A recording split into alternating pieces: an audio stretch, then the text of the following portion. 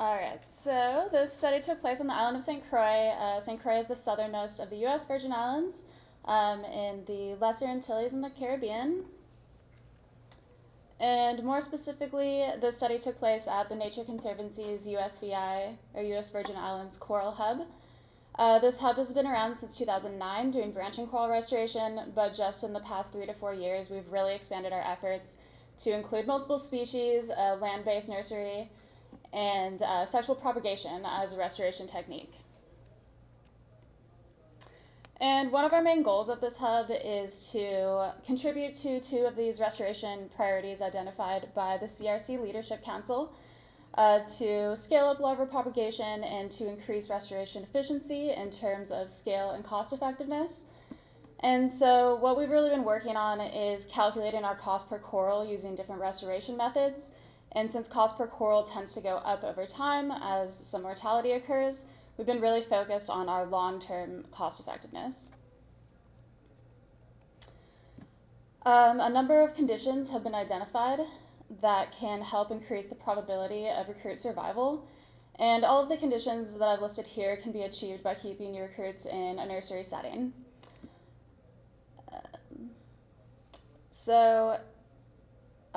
Since we know we can provide these advantages in this nursery setting, our question then becomes, do these initial advantages actually result in better long-term survival once the recruits are outplanted?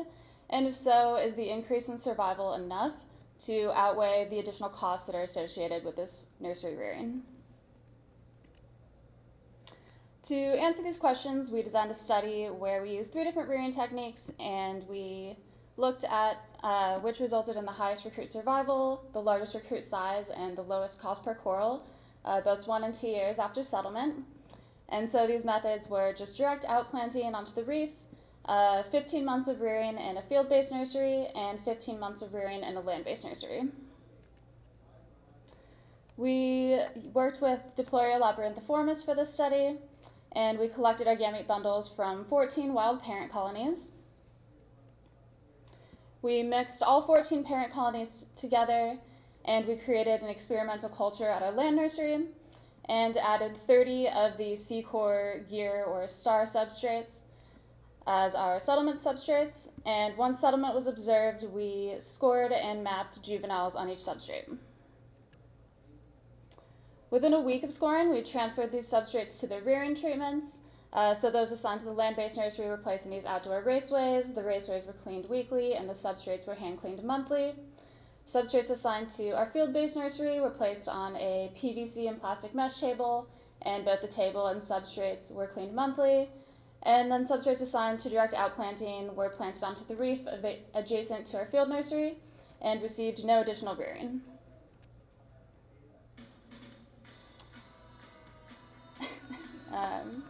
All right, I got some music to go with me. So after 15 months, we relooked at all of our substrates, rescored them, and measured the maximum diameter of any surviving recruits. And at this time, we planted any substrates from our land and field nurseries that had at least 1 surviving recruit onto the same initial outplant reef.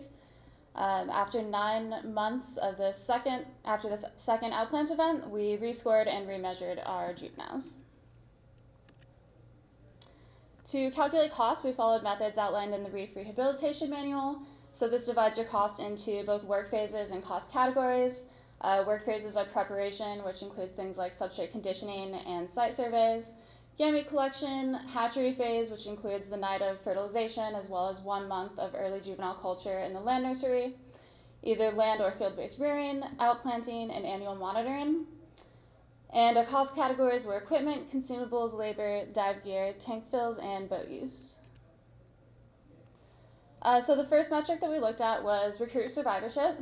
On the y-axis, we have proportion of recruits surviving per each substrate, and the left plot shows survival 15 months post-settlement or after that initial rearing phase, while the plot on the left shows survival 2 years post-settlement or after that second outplanting phase. After the initial rearing phase, our substrates kept in the field nursery averaged 24% survival, and that was significantly higher than those that were directly outplanted, which averaged 9%, and those kept in the land-based nursery, which averaged 3% survival. After that second round of outplanting, substrates that had been kept in the field nursery averaged 12% survival, and that was still significantly higher than either of our other treatments, which averaged 3 and 1% survival, respectively.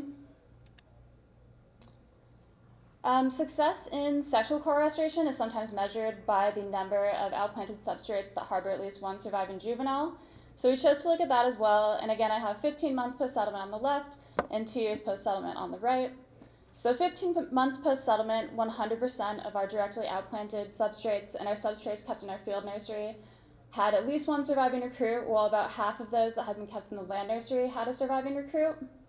After that 2-year mark, the substrates that were directly outplanted dropped to only about half of them having a surviving recruit, while 100% of field nursery reared substrates still had at least one survivor. We also looked at recruit maximum diameter at each time point. After the initial rearing phase, our field nursery recruits averaged 10 millimeters in diameter, and that was significantly higher than those that were directly outplanted, which averaged 5 millimeters, and those in the land nursery, which averaged 2. And after that second outplanting event, our recruits that had been reared in the field nursery were still significantly larger than those directly outplanted. But what we found interesting here was that we saw no change in the average recruit size of those recruits reared in our field nursery between the time we outplanted them and 9 months later, while those recruits that we outplanted from the land nursery grew on average 5 millimeters in that 9-month period. This is just to provide a visual of what we found. So these are both 2-year-old D-lab recruits.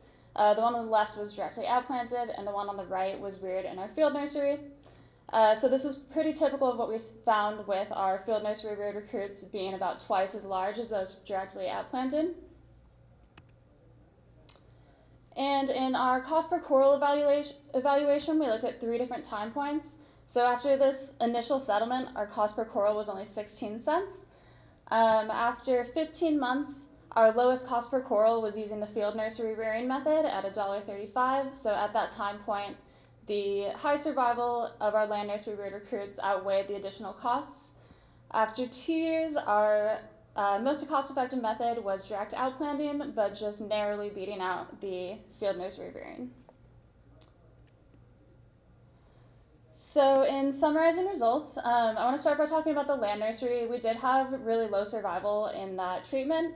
However, this was really due to the fact that our land nursery had been built just 2 months prior to the start of this experiment. So as you can imagine, there were still some kinks that needed to be worked out, some adjustments that needed to be made, and so we really just weren't able to provide those really ideal conditions that we had hoped to provide with this treatment. So we are not concluding that land nursery rearing is not a viable method or potentially cost-effective method, but it didn't work for us this time around. That said, recruits reared in our field nursery did experience the highest survival and the fastest growth of any of our treatments, and was also the most cost-effective option in year 1. In year 2, direct outplanting became our most cost-effective method, but since our field nursery reared recruits were so much larger than any of our other recruits, we still think that that option may become most effective long term, as those recruits have a higher probability of surviving in the long term. We also think we can greatly reduce the costs that are associated with field nursery rearing, and I'm going to quickly talk about those ideas. So the first thing we decided to do was create a new field nursery structure that could house a lot more recruit substrates to minimize our costs associated with building and installing and cleaning nursery structures. So this we're just calling a coral hotel. It's a very simple PVC structure, has multiple staggered layers so that we can hold 1,000 substrates rather than just 100 on a table.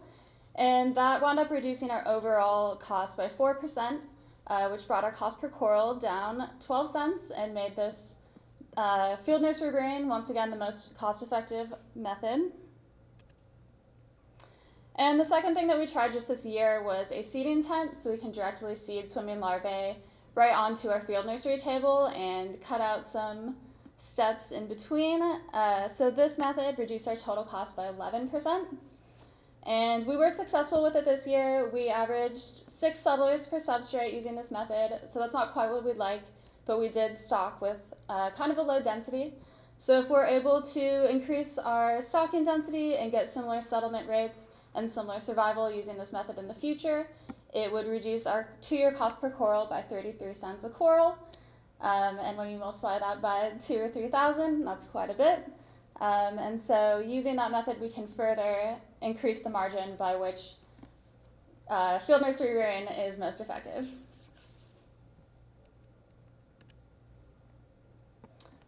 So I'd just like to thank my co-authors. Unfortunately, they couldn't be here today. Also our funders and C-Corps, they're always providing amazing advice and methodologies. And I'd especially like to thank our staff and volunteers and interns who made all of this work possible. Thank you.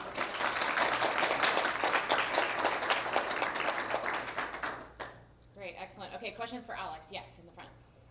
Did you find any difference in mortality when you were changing to the hotel and the seating tent between the different layers that I think I saw there?